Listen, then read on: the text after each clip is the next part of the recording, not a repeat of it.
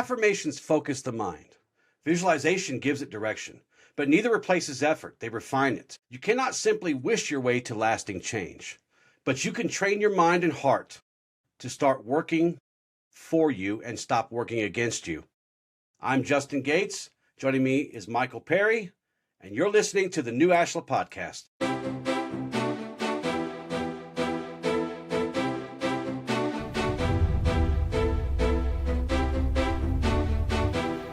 Hello and welcome to the new Ashla Podcast.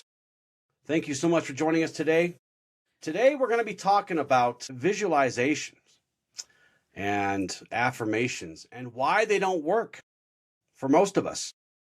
And we're going to tell you why they don't work for us because, well, most of us lack discipline. We're going to get into that today, Michael. We're going into a controversial topic right now. It is. I mean, 50-50, I would say. Affirmations and visualizations kind of fall in this really weird spot in the whole psycho-spiritual sphere, don't they? Yeah. Well, it's like you got a lot of those self-help gurus out there that are just preaching. You visualize your way to success. You affirm it, and it becomes yours. And it's like, it's a little more complex than that. Yeah, and you know, depending on the source of where you get these, they'll either be very heavy-minded or very spiritual-minded. And I think what we're going to discover, well, you'll have to stick around to see. But this is where a lot of people get lost. Maybe not most, but a lot. I certainly did. Affirmations and visualizations are either dismissed as fantasy or sold as shortcuts to success. And that's where it kind of gets me messed up. We talked about this in our episode on integration, why self-help doesn't work, right? And because, as we'll discover today, there are no magic pills. There's no secret magic sauce that makes everything just, or is there? I don't know. What do you think? So these things are either dismissed as fantasy or sold by the pound as shortcuts to success and manifestation and all this stuff, right? But both of these extremes here miss the mark. They miss the truth. These practices are neither magic or meaningless. They're tools. And that's what we're going to talk about today. Why they're not working for you. And we're going to help you. We're going to help you get them to the point where they will help you. So they're tools. And help you understand the mechanisms. Yeah, no, exactly. To drive them. Well, because they're both things. They're both things. We come at things from a holistic standpoint. We don't just say this is just for the mind, this is just for the heart, this is just for the soul, this is for the body. All things that we do in practice and teach, we teach them so that they are aligned, that they all working in conjunction with each other. But like any other tool, their efficiency depends entirely on how honestly and consistently they're used. So we're all about creating habits, and this is what these help us do, don't they? Yeah. Well, and it's like, we're not dissing on affirmations being a bad thing. Let's clear that up right now. We use them in every episode, right? Yeah, right? Well said. But affirmations are not something that can blunt force your way into healing and recovery. It's not something that you can just spread over your mind and make everything go away or generate success. Right. Yeah, this episode is not about manifestation and wish fulfillment. In fact, none of our episodes are ever about those things, really. I was just about to say. Right? It's about training ourselves.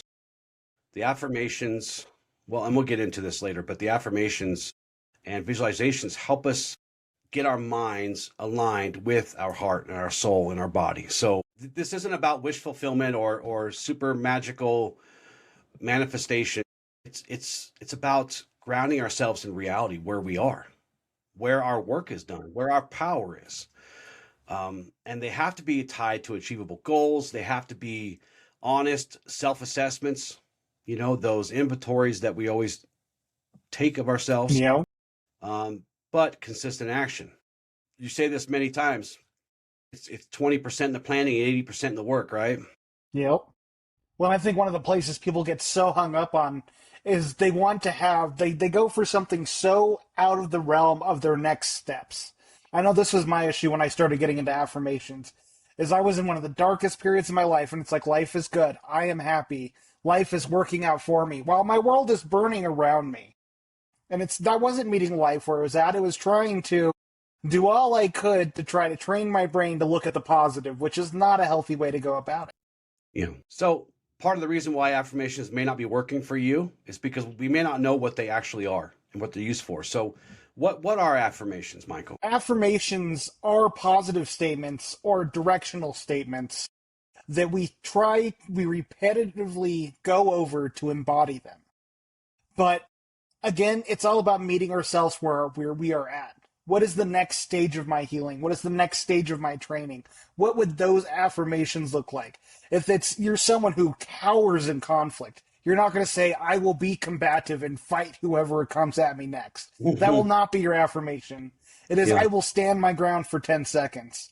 I will do my best to not run away from conflict. It is things that are realistic to the next steps in your journey and ingraining those into your being. They're not slogans, right? Although sometimes they're written that way. They're not wish lists, and they're not declarations that we make to override reality. They are a form of disciplined mental training. And like any training, they require that repetition, that consistency, that honesty. An affirmation only works if it's achievable and, as you said, grounded in what you're actually, not just what you're willing to do, but what you can do, right? When people create affirmations that's disconnected from effort or their behavior or down in our roots where we have to do the work and bring it forth, right? The mind will reject it, won't they? The mind just kicks them right off the page. Yeah. Well, it comes down to it. It's our unconscious minds, right? This is what affirmations are for, is to help retrain the unconscious mind. Yes. And again, it's like that conflict example. Your unconscious mind knows you can't handle conflict. So again, saying you're going to stand your ground and not tolerate any more of this is more than likely going to be rejected by them. Yeah, because these affirmations must also be able to give the mind a constructive anchor that they can hold on to while they work 10 seconds, 20 seconds, 1 minute, 6 hours, eventually, right? They have to have something to ground to, something to hold on to. The mind will resonate with you. Yes, because our mind rehearses failure and it rehearses doubt and it ruminates about distraction. Affirmations will disrupt and interrupt that cycle, that rumination, if you do them properly. It reminds our mind what is supportive or what is supporting it rather than what is resisting. So affirmations focus the mind. They do not do the work for you. I think that's why they're not working for people.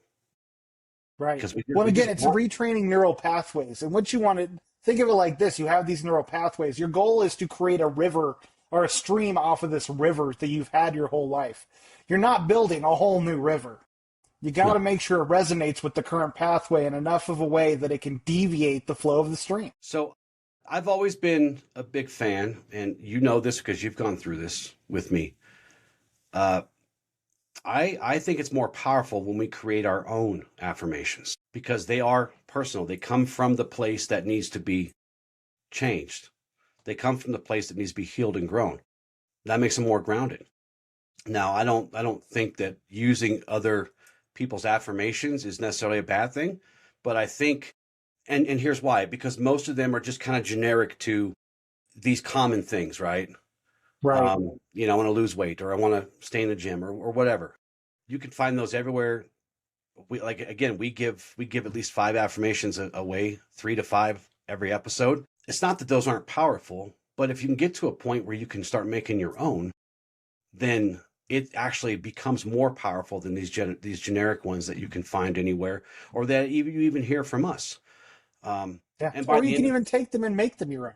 Exactly. By the end of this episode, you're going to be able to take those affirmations that we give and tweak them to fit your exact need, right? Or your exact direction that you need to go in. So that's my hope at the end of this episode, that you're going to know how to do this. So as you said, affirmations are here to help us train these little micro habits that we need to use to build us into a better self, right? But they're not here to reinforce or not to erase our identity. You're not going to die. You're not going to lose yourself, but they will help reinforce those strengths. So, right? Or cultivate new strength. But Yeah. again, it's meeting yourself where you're at. You're not going to be a bodybuilder. You got to start where you're actually hitting the gym. Make that the first affirmation, right? Exactly. So before we get into how we want to help people prevent the misuse of affirmations, I'm going to give you guys a simple tool, a simple way that you could create your own affirmations. The same one I gave to Michael, to Heather, to anyone else who's ever asked me how to make affirmations. And if you need to write this down, go ahead. If not, then just come back to the show whenever you need a reminder. So just real quick, crafting our own personal affirmations with truth, by the way, it's grounded. These will work for you. Always use I statements. Can you give us an example, Michael? Always use I statements. I think that is very powerful. I can handle this review. Yeah, because the next one is keep them short. Keep them present tense and positive, as you said, right? Very important. Short, in the present where our power is, and positive, right? What words should we avoid in our affirmations? Can't. Okay. What else? Don't. Don't. Yep. Nope. Yep. Don't. What else? Never. Not. These kind of words that throw us out of the present or that are impossible, right? And the side thing, affirmations are happening with every word you speak. When you use those kind of words in your everyday speaking, any type of self-judgment, your mind does not dissociate between good or bad. It just ingrains it as knowledge, especially the more you say something. The more you say, I can't do something, the more your mind embodies, I can't do this. One of the most important things was starting with I too. And this is something I learned early on when I started getting more into understanding what affirmations were now. I'm big on the chakras, the nervous system, right? Right. And so there are actually 2 words, and it's different for each chakra depending on what you're working on. So you can start your affirmation with the crown as, I know I can handle this. So I know. Taps into the crown chakra. Third eye, I see the truth. So I see. With the throat, I speak truth. I speak. With the heart, I love. With the solar plexus, I do. I do hard things. With the sacral, I feel. I feel empowered. And with the root, I am. I am strong enough. I am capable. That's good. Yeah, I've seen that used before too. Actually, I think you and I talked about this during your time with me. Yeah. Yeah, but you also want to avoid phrasing that introduces the idea or understanding of any kind of lack, right? We never want to give our minds the impression that we lack something. Work on just a few. I would say one priority at a time. You don't have to overdo this because then things are going to start bumping into each other. Work on one thing at a time. If you must, maybe 2 at the most, but I would really focus on one thing at a time. The only time you would really ever do a few, Michael, is if, hey, and I'll use this as an example later, but, if you want to lose weight, you can do affirmations for, going to the gym, eating good food, and actually doing the work, as an example, because, you have to do those things in order to help yourself get healthier, lose weight. And just saying, I want to lose weight, or even using your example, I know how to lose weight. I see myself losing weight. Those are all powerful, but you also have to get yourself in line physically, right? And stuff too. Yeah, so the action part. Right. So these affirmations must reflect who you are becoming, not who you fantasize about being. I think that's an important thing here. That's the distinction we have to make. And as we get into visualization here a little bit later, that's really going to come to surface too. Again, we're not here to wish it, want it, do it. We want to give you tools that are grounded in reality so that you actually will see these changes, and affirmations will start working for you. So also, if they're going to work, they must be written honestly. You got to be honest about yourself, with yourself, to yourself. Right? If the greatest lie ever told is the one we tell ourselves, then we must rewrite that. We must only tell ourselves the truth, right? And an affirmation, it should never be a demand. Never should demand anything. It should be more of a commitment, right? Yep. No, I need to do this. Mm-hmm. I can do this. No begging to yourself, no begging, no, right? No demanding, No. no holding yourself hostage for things. Just commit. Commit. And this is why we say do one or two at the most, because you really need to be able to focus on those things in order for them to take hold. Yeah. And also beginning with I also does what, Michael? It establishes ownership. Now you have to own this. It's you, right? My affirmations don't say Michael will help me lose weight, or it doesn't say, Heather will make sure this or this. It says I, so that it keeps that accountability, that responsibility where it belongs, to the person trying to make that change, right? Yeah. And one of the things is, don't get disheartened when you start doing these affirmations and the results are minimal. It is repetition, both repetition of word and of action. Right. Which can be messy at first. Yeah. And there's something else to kind of keep a note of here in the back of your mind. As progress is made, as you start seeing growth, your affirmations should evolve with that, right? Because growth will change the terrain that you stand on. It changes everything around you first, so that you can be changed, and you have to be able to adapt to that. And your affirmation should reflect that, right? And one last note I have about these affirmations: they must come from a place of acceptance. Not self-rejection, but acceptance, right? They have to stop being phrases and become agreements, really, with ourselves. And we're literally shaking hands with our intentions, our effort, and our discipline when we do these right. And that's how they'll start working for you, once you kind of start having this in mind. But let's talk about a few ways to prevent the misuse of affirmations. So, as I alluded to a little earlier, affirmations are not meant to erase who you are. Change who you are, grow who you are, heal who you are, sure, but not erase you, right? Well, it goes back to that conflict example, right?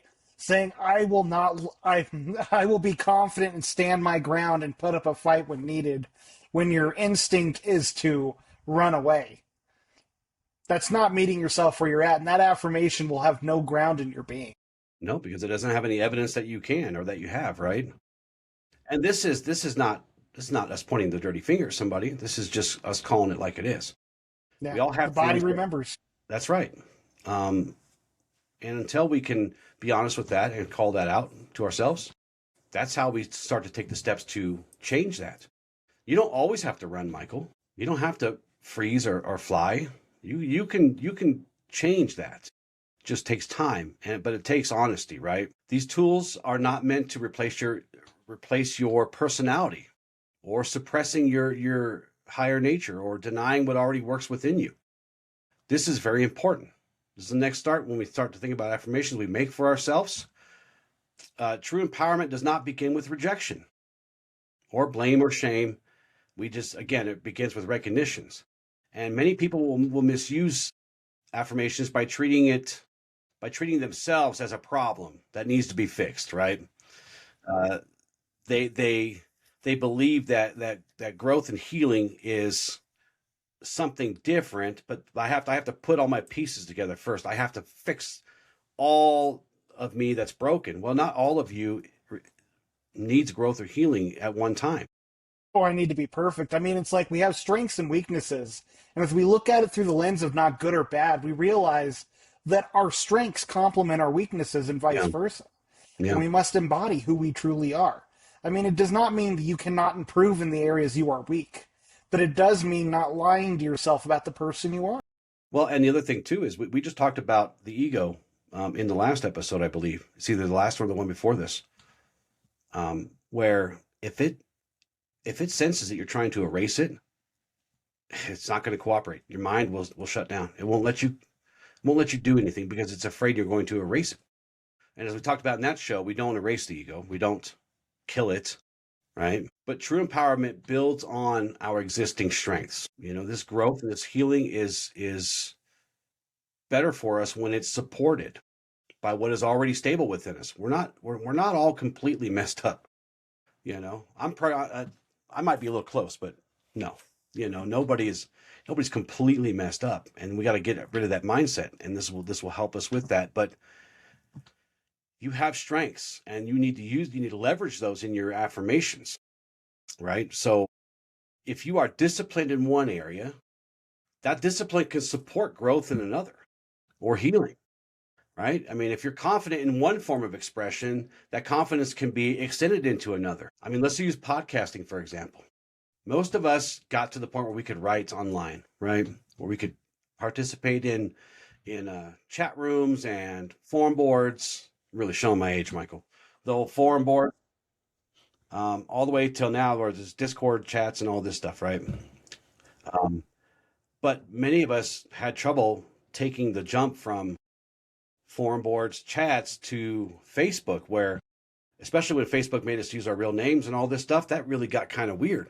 So now I have to communicate with, billions of strangers with my face or whatever picture I put there, but my name for sure. And then there's another leap of faith from there. People doing videos, people doing podcasts, audio podcasts, and then videos. Those aren't all the same skill set, would you say? No, they're all very different. but if you're good at writing, you can get good at speaking by employing the same discipline that you use in writing, right? Correct. I know, it's like, for me, I think back to before I started this journey, and I used to idealize becoming the nice guy, because I thought that was the path. I'm not going to take anything personally. I'm going to be nice to everyone I meet. I'm going to be nice to, even if someone screws me over, I'm going to be kind. And these are all good things to embody. But I realized there's a line between being a nice guy and a good man. And that's what my journey's been about. But it's taking my strengths of, I will not take things personally, still being embodied in my person, to, I don't need to put up with blank. Right. I don't need to tolerate blank. Mm-hmm. So I'll give you an example. If you're a strong writer, but you feel kind of uneasy speaking in front of others, and let me tell you, there's no difference between speaking into a camera and speaking into a crowd of people, at least not for me. For me, they both were as scary, right? Because this internet is a very interesting place, and we see your comments. We see some of you out there. We see your comments. They're not very nice. So, the only difference is they're not screaming, they're not heckling you from the crowd, right? But you're still getting heckled. So if you're a strong writer, but you feel uneasy speaking in front of people, your affirmations could and should not deny your discomfort, right? Or pretend like it doesn't exist, but it should kind of reinforce what is already true about you, that you know how to articulate things well, that you know how to organize your thoughts clearly, that you can communicate with depth, right? Those qualities, writing and speaking, are different, but many of those qualities, core qualities, will transfer into the other. So you can use affirmations for that. Because through growth, we're not trading things. We're not trading one skill for the other. Like, oops, I can't write anymore now that I speak. Right. Right. So you're allowing one strength to support the development of another.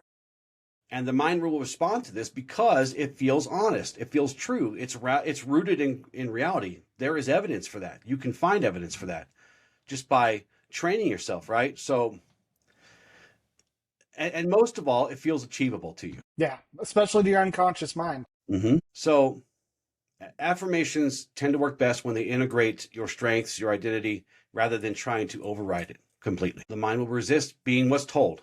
Mine does. I don't like being told. I don't like being told what to do. It kind of makes me grumpy. And that starts way back here. I know it does. Because I can feel that burning right here in this part of my head. I can feel a little burning right there. It's like, oh. But your mind knows where it's strong and where it's weak. And you have to come to peace with that. And you have to accept that. And that's where you focus your attention on these. And that's part of accepting yourself, right? Right. Yes. Right. And it will respond because it knows what strengths and weaknesses. We have a couple axioms that talk about that teach us to focus on where we're lacking so that we can bolster those with our other strengths. So this is something that you had lots of practice in, because we talk about it quite a bit. Where and how do we practice these awesome affirmations that we have now written for ourselves? One of the things I always did, the most powerful tool for me, was to write them down and put them in places I look often. I remember in my dark days when I found the affirmations that worked, I would stick them to the gauge in my car so that I would see it every morning, every time I left work, anytime I went anywhere. Right. Stick it in the mirror in the bathroom where you're brushing your teeth in the morning and at night. Another thing is writing them down for repetition, helping ingrain it into your system. Write it with your left hand. That really helps it stick. And just being mindful. I think the craziest I ever got is I had alarms set on my phone for affirmation moments. I just have like 7 alarms throughout the day, and when those alarms would go out, I would write down where I was at during the day. So I'd address where my emotions were, and then I would give myself my affirmations as a way to help ingrain them. When Heather and I had this discussion a few years ago, she asked me about affirmations, and told her the same thing that I told all you guys, and I helped her write a few, and then she stopped asking me to help her write them, because then she took it on, which was good. I knew that she was practicing them because her favorite place to put them was the mirror. So I went to bed one night and I woke up and I looked in the mirror and there's just all this like scribble all over it. And I'm trying to read it, but my eyes, I had to wear glasses usually to read stuff. And I'm reading these affirmations that she wrote. And I was thinking, man, these are some really good affirmations.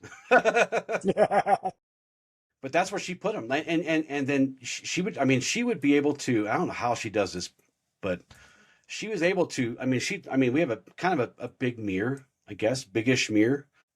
But it's like a rectangle shape. So it's kind of skinny, but it's tall, right? And she had these affirmations from the very top all the way to the bottom. And she was still able to look in the mirror and get ready to go to work or wherever she was going and not be distracted by these affirmations. But what she was doing was, which I thought was amazing, she was reading the affirmations while she was getting ready. And then I noticed that sometimes she would change the ones up here and move them closer to eye level so that she could now read these. It was just weird, right? Okay. But like you said, perfect. Put them where you're going to see them. If you don't see them, out of sight, out of mind, right? Yep, exactly. And that's where we get in trouble with our subconscious stuff. Those repetitive thoughts, they're out of sight. We don't think about them consciously. Every once in a while, they'll come up and I'll say, "Justin, you're a dumbass," right? That's one of those things that are just circling back there and it gets flung to the front and then I say it.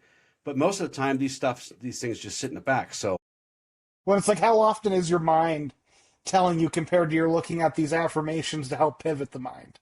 Because it's without the balance, it's always going to stay stuck in the negative self-talk. Yeah. One thing I did back in the day with affirmations, and I also created some subliminal messaging for myself. That could be for another show.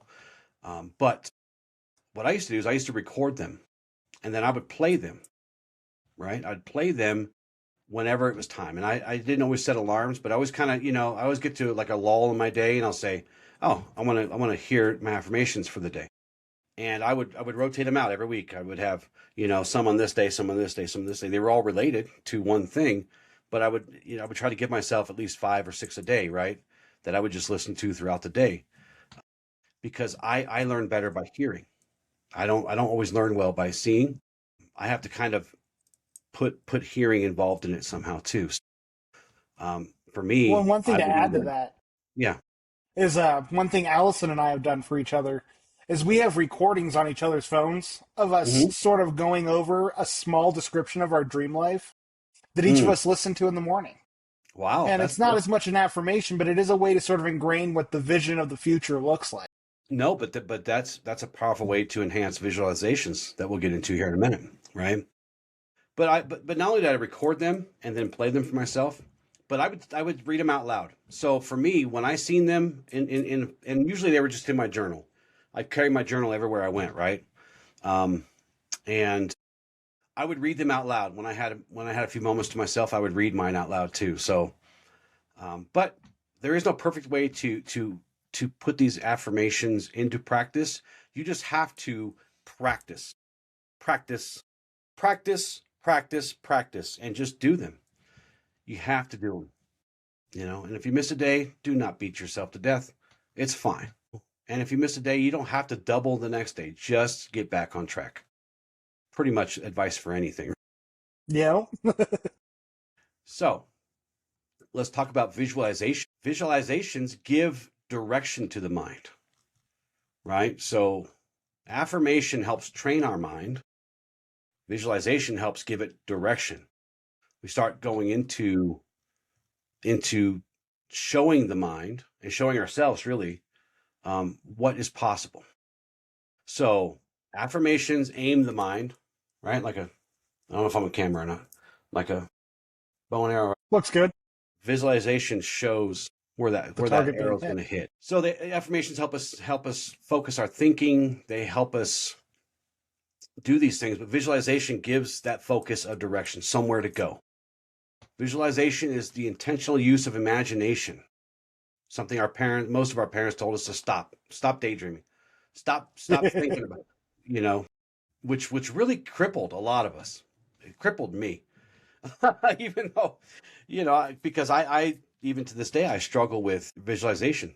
I really struggle with it sometimes, but it's the intentional use of our imagination to really experience a desired outcome of something, some goal, something we want to accomplish. Before it goes so hand in hand. It's actually fully realized, right? We got to be able to see in our minds what it is we're trying to manifest. And again, this doesn't mean I'm going to be rich and famous and trying to visualize that. That's not necessarily productive. Well, what does that mean, right? You have to, I want to be rich and famous. I mean, if I don't know how to articulate that to myself or even understand what that means, what you're saying, how does my mind going to know that, right? Right. And let's throw the law of resonance in here real quick, because this applies to visualization a lot more than it does affirmation, I think. You have to build yourself in a state that you resonate with what you're actually trying to get, because you attract what you feel, not what you want, right? Exactly. And yes, effective visualization engages all full range of senses, even hearing, even smelling. If you're really good, I guess you could taste that apple that you see yourself eating in the future. If you're really good. Yeah. You're just not, and you're not watching a 2D image of something in your mind. You're feeling it in your body, down to your nerves, down to your bones. It's proven that the mind can recreate, whether you're recreating trauma or you're creating a positive experience. Yes. Your body does not know the difference. Right. Exactly. That's what makes us powerful. You're noticing things like your posture, man, even your breath, even your emotional state, right? You're acutely aware of the environment that's all around you, wherever you are, wherever you put yourself, the sounds, the atmosphere, just all the details that makes the experience feel real and grounded and not just an imagination. You ever had dreams that were so real that when you woke up, you were actually disappointed? Yeah. You're like, what? No, put me back there where I just was, man. That was way more fun than what's going on here. Right, but you can manifest these in the daytime. You don't have to sleep to do this. But here's why visualization doesn't work for most people, because visualization needs to be about experiencing the process of realizing the things that you want to realize, not just the result. Most people just skip to the end and then they do what? They give up. They get stuck there because the work is hard. We want to avoid the work at any and all costs sometimes, right? We want the magic pill. And if we get a really powerful visualization about us seeing the end goal, subconsciously we say, sweet, I did it. Now I don't have to do anything else. I don't have to actually do the work to get there, right? We become attached to that fantasy. So we have to imagine ourselves experiencing the process, even the hard stuff, even the crappy stuff, the boring stuff, not just the result. And that's why visualizations should be taken in steps, right? Because it takes more honesty to imagine yourself in the middle of the work. And because that's where we usually drop off. That's where we need to be. It becomes useful when you simply see yourself showing up, just showing up, staying focused and making choices and responding to the challenges rather than perfection, because that's what we want to see. We just want to get there. We just want to skip all the crap and get there perfectly. Yeah. Well, and that's why, again, it's important to meet ourselves where we're at. What does the next version of me look like? Not the one at the top of the mountain, but the one at the next step. Picture yourself at the gym exercising, not you as a bodybuilder. Right. Right. It's good to I'm not saying the end game, seeing ourselves end game is bad, but it's harmful if you get stuck there, because you're not going to get there. You're just going to. But that's all you're envisioning. Right. And here's why this helps visualizations actually work for us, because when we use them this way, where we see ourselves going through these different kind of road markers through the process, not only does it erode that delusion or that illusion that we have, but it shows us where we need more preparation, where we need more support, where we need more practice in something to get ourselves ready for that next leap, right? Yeah. This allows us to adjust things. This is why goals fall apart, because we don't give ourselves enough room to adjust when things come crashing down, because they will. And most of us just wing it, and that's really hard to do all the time. And you're not going to be successful with that all the time. I certainly haven't been. When I try to just wing everything, and I'll just wing it. I'm tough. Yeah, right. I did all this other stuff. Here I am. No, it does not work that way. So we have to give ourselves spots where we can adjust, and visualization could help us with that. How about using visualization as feedback?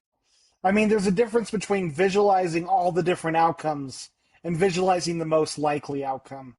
One of the things my therapist taught me that I thought was really powerful is the wise mind technique, where you envision the worst case scenario and the best case scenario, and what's going to happen is probably going to be in the middle of those two things.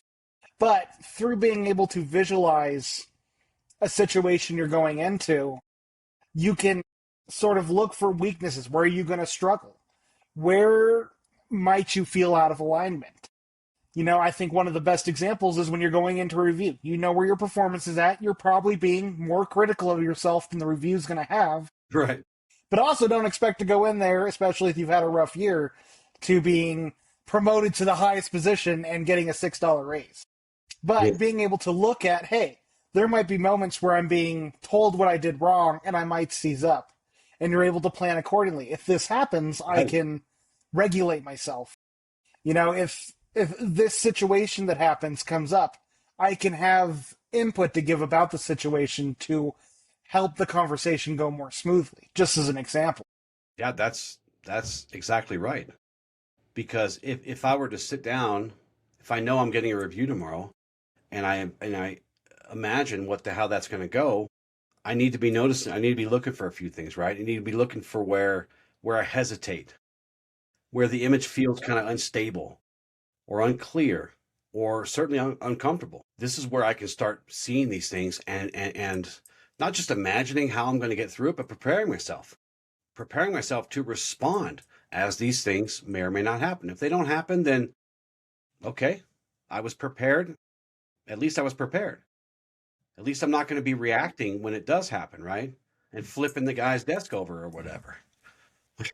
Here's the thing about visualization that I think is very powerful for people to understand. If we visualize in this way, seeing ourselves in chunks, in steps along the way, we'll start to see our visualizations improve before it actually happens in reality, right? You notice yourself standing kind of more confidently and upright and speaking more clearly in your imagining, in your visualization, responding with better composure, more emotional resolve, more confidence. You can train these things and practice these things in your mind. That's what visualization is. And it makes a difference. It's a sandbox for us to train in, right? Before the real thing happens. But most of us just get kind of stuck in the fantasy of it. Both good and bad. Yeah. Fantasy isn't a bad thing. I love fantasy. I love daydreaming about stuff. But I also know when it's time to step back into reality, to make sure that I'm grounded enough to be able to respond in reality where we're at. Because that's where my power is. So affirmations and visualizations are tools of alchemy for us, are they not? Oh, That's how 100%. we use them. Yeah. It's how you transmute desire with action. You transmute desire into material. It's how you transmute pain into resolve. It's how you transmute helplessness into hope. Yes, forever, to change us and heal us in a way that is forever, right? These aren't meant to be just flashy, quick little what's the word? Motivational techniques that make us feel better, just temporary, right? These are tools of alchemy, tools of inner transformation and transmutation and integration. It's about embodiment, not about slogans. Right, right. And we talked a little bit about affirmations on our show that we did about self-help because, well, you see affirmations a lot in self-help because it is marketed like a magic bullet sometimes. Getting that rich and successful one. But yeah, but affirmations really are there to interrupt patterns of doubt and rumination and self-sabotage and transform them into something more based in reality because we aren't always hurting. We aren't always in danger, right? That's just a fact. We're not always in those things, even though we feel like we are. These help kind of disrupt that and help us learn the truth, learn a better way, learn to respond to these things instead of just letting them run us into a wall. And when used properly, they orient our mind toward what is meant to support us rather than sabotage. And brings us to a place, again, in reality, where we are, where our power is. And visualization takes that refinement, right? And it gives it a form. It gives us something to start creating shape out of, both first in our mind and then in actual reality. I know it sounds so much cooler the way the mystic says it or the whatever.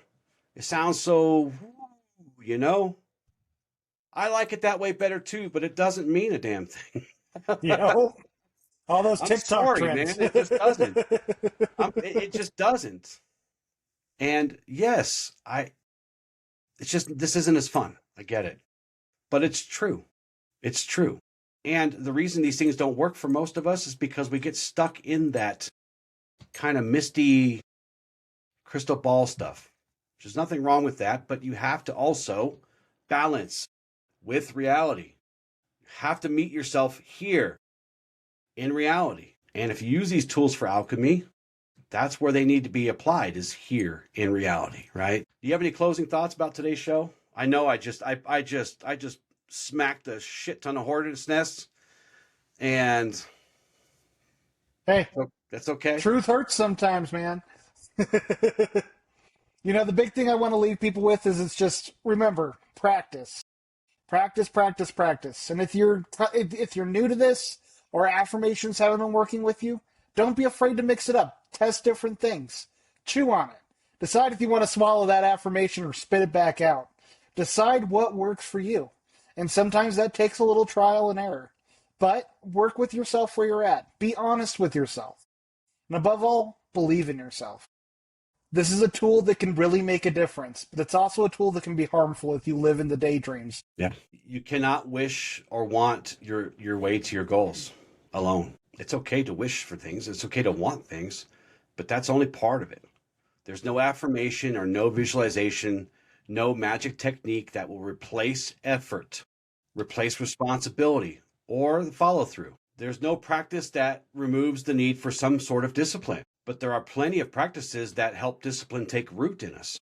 And affirmations, again, train the mind to stop resisting the work that creates change, sometimes out of fear, out of trauma, out of just stagnation. I don't know. It's different for everyone. They help reduce that friction between intention and action. And visualization gives that effort a place to go. It gives it direction. It helps us create matter and shape in our minds so that we can build a three-dimensional goal and not just stare at a picture at a pretty house in the Alps somewhere. Yeah, right? Okay? I just pissed off the vision board people too.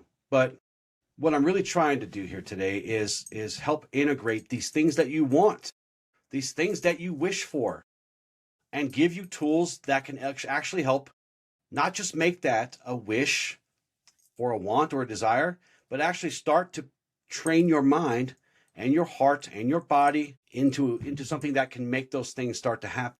This isn't about escaping reality. It's about preparing yourself to meet reality with clarity, authentically, with strength and honesty.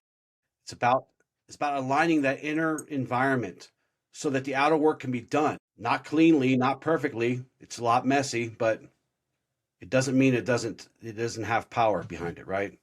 So discipline creates change. Alignment makes that change sustainable. So I have some affirmations for you, even though I taught you how to do your own. Feel free to take these and mix them up or say, to hell with your affirmations, Justin. I'm going to make my own today. Good. I like that. I train my mind daily to support the actions I am willing to take. I choose affirmations that are honest and achievable. My thoughts reinforce discipline and clarity. I build upon my existing strengths as I grow. I align my mindset with the work before me. And some journaling prompts for you today. What am I truly willing to work for and why? Which strengths do I currently possess that can support this goal? Where am I relying on intention without action? So I don't have an exercise for you guys today. I just want you to practice writing affirmations. That's a good start. Choose one goal that you're actively working toward and write at least three honest affirmations that support the effort that's required to reach it. And make sure each one reflects what you are actually willing to do, not just what you hope to do or wish to do or can't do or won't do. And then spend 5 minutes, at least 5 minutes a day, visualizing yourself taking the right action. A good example for this is like hitting the gym, because I know this is on so many people's lists of things they want to accomplish. Again, don't picture yourself as the bodybuilder benching 400 pounds. Picture yourself walking through the front door. Make the affirmation, I can go to the gym, if you're someone who has been resisting it for a long time. After you evolve into going to the gym, which going to the gym is just enough. Get that routine going. Then it can be, I'm going to do 3 different exercises at the gym. I can do 3 exercises at the gym. Then, once you figure out what your weights are, if you're curling 25 pounds, I can curl 30. I can curl 35. Make it something manageable, realistic, but also something that stretches you beyond your current self. But also meet yourself where you're at. And make sure you can see yourself doing it. You can feel yourself doing it. Yes. If you're really good, again, you can know what the weight tastes like. I don't know, but just at least see yourself doing it, right? Does it taste like iron? Is it, no, I'm just kidding. But see yourself. Oh God, the sweat. Yeah. See yourself going through the stages, not just at the end goal, because we still have to do the work, but it helps us if we see the work so we can see the pitfalls that come before we step in them. So do the work, train the mind, and let discipline create the change that's going to last. Make sure you hit up our socials, YouTube, TikTok. I should have this down by now. All the places podcasts are found. Facebook, we got a cool page. And of course, the greatest website ever, www.newashla.com. Anything else? Did I miss one? What did I miss? No, I think you hit it. All right. Thank you guys so much for joining us. And until next time, with love and gratitude, ad lucem. Ad lucem.